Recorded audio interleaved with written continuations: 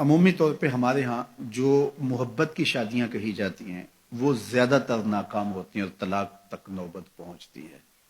اس کا سبب کیا کہ کچی عمر کے بچے اپنے جذبات سے فیصلہ کرتے ہیں اور ان کی نظر کے اندر صرف ایک دو چیز دیکھنے کی ہوتی ہے جس سے وہ فیصلہ کرتے ہیں، لیکن کہنہ مشق اور گرم سرد چشیدہ والدین اس بات کو جانتے ہیں کہ ہماری اولاد کی ترجیحات کیا ہیں اور جو ہے وہ ازدواجی زندگی کیسے خوبصورت گزرتی ہے۔ اس لیے وہ جو فیصلے کرتے ہیں وہ فیصلے جو ہے وہ بہت اچھے ہوتے ہیں۔ کبھی ایسا ہوتا ہے کہ اولادوں کو اللہ تعالیٰ فہم، فراست اور عقل و خرد کی فراوانیاں نصیب کر دیتا ہے اور والدین واقعتاً فہم اور سمجھ میں اس مقام پہ نہیں ہوتے، تو سعادت مند اولادیں اس وقت بھی اپنے والدین کو شامل کرتی ہیں اور ان کے فیصلے اچھے بھی ہوتے ہیں۔ لیکن عمومی طور پہ ہوتا ہے کہ چاہے وہ اسکول، کالج اور یونیورسٹی میں نہ بھی گئے ہوں والدین، لیکن ان کے تجربات عملاً جو ہیں وہ زیادہ ہوتے ہیں۔ اسی لیے فرمایا گیا سید عائشہ رضی اللہ تعالیٰ عنہ سے مروی روایت ہے، ایما امرأۃ نکحت بغیر اذن ولیہا فنکاحها باطل فنکاحها باطل فنکاحها باطل، 3 مرتبہ فرمایا، جو خاتون اپنے ولی کی اجازت کے بغیر نکاح کرتی ہے اس کا نکاح باطل ہے، اس کا نکاح باطل ہے، اس کا نکاح باطل ہے۔ تو عمومی طور پہ وہ نکاح جو ہیں وہ ناکام ہو جاتے ہیں، اس لیے کہ وقتی جذبات سے وہ رشتے جڑتے ہیں اور وہ ایک خاص عمر تک وہ جذبات ہوتے ہیں، لیکن اس کے بعد وہ رشتے ٹوٹ جاتے ہیں۔ ماں باپ کو پوری ترجیحات اور پوری زندگی کے سارے نشیب و فراز کا علم ہوتا ہے اور وہ ساری چیزیں سوچ سمجھ کے کوئی چیز جو ہے وہ طے کرتے ہیں۔ اس میں بعض کا ایسا بھی ہوتا ہے کہ والدین بچوں کی ترجیحات دیکھے بغیر اپنی خواہش کو مقدم کر لیتے ہیں، تو یہ چیز بھی تناؤ کا سبب اور طلاق کی نوبت تک پہنچا دیتی ہے۔ یعنی بعض کا ماں باپ کو ضد ہوتی ہے کہ میں اپنے رشتہ داروں میں ہی اپنے بچے کا نکاح کرنا ہے اور وہ بیٹی جو ہے اس کا مزاج نہیں جڑ رہا ہوتا، تو یہ خواہش اچھی ہے، لیکن اگر ان کی زندگی تلخ ہوگی تو اپنی خواہش کو اولاد کے لیے قربان کرنا ہوگا۔ بہرحال جو بھی ذرائع ہیں طلاق کے، جو بھی اسباب ہیں، محرکات ہیں،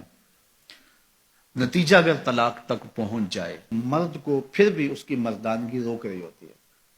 اور عورت بلا جھجک جب وہ جذبات میں آتی ہے تو وہ طلاق مانگنے میں دیر نہیں کرتی،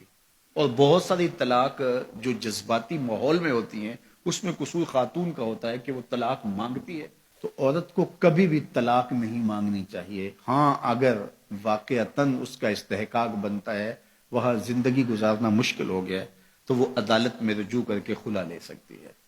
لیکن یہ عورتیں جو ڈٹ جاتی ہیں کہ ٹھیک ہے مجھے بھی فارغ کرو، میں ایک لمحہ اس گھر نہیں رہنا چاہتی، یہ گھر میرے لیے جہنم ہے، اور یہ اس کی بہنوں کے سامنے، اس کے بھائیوں کے سامنے، اس کے خاندان والوں کے سامنے اس کو یوں للکار رہی ہوتی ہے، تو پھر وہ طلاق دے دیتا ہے۔ اور بعض کا وجہ نہیں ہوتی کہ وقتی تناؤ ہوتا ہے۔ تو حضرت امام ابو داود نے حضور کا یہ فرمان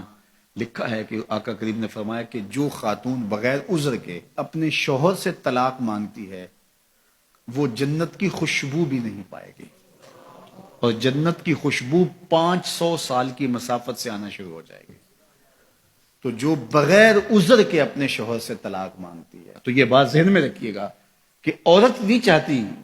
کہ یہ اس کے وقتی جذبات ہوتے ہیں، وہ یہی چاہتی ہے کہ میں سرخ جوڑے میں اس گھر میں آئی ہوں تو سفید کفن میں واپس لوٹوں اس گھر میں،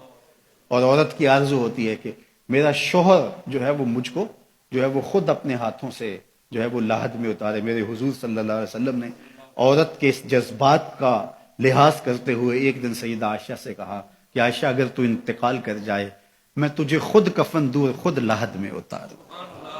تو حضرت عائشہ رضی اللہ تعالیٰ عنہ کی چشمان اقدس سے آنسو آ گئے کہ یہ اگر ہو تو میرے لیے اس سے بڑا کیا احساس ہے کہ میرا شوہر میرا خود جنازہ پڑھے اور خود مجھے کفن دے اور خود مجھے لاحد میں اتارے۔ تو گھر ٹوٹنے سے بچیں، اور میاں بیوی کا جس طرح یہ دنیا میں رشتہ ہے تو یہ رشتہ آخرت میں بھی قائم رہے گا، اور جب خاتون جنت میں جائے گی تو یہ جو ہے وہ ان حوروں کی جو مرد کو جنت میں عطا کی جائیں گی یہ ان کی سردار ہوگی، اور اس کا حسن و جمال ان سے فراواں ہوگا، اور اللہ تعالیٰ اس کو وہاں جو عزتیں دے گا، چونکہ وہ دار الجزا ہے، دار العمل تو ہے نہیں ہے، تو وہ دیدنی ہوں گی۔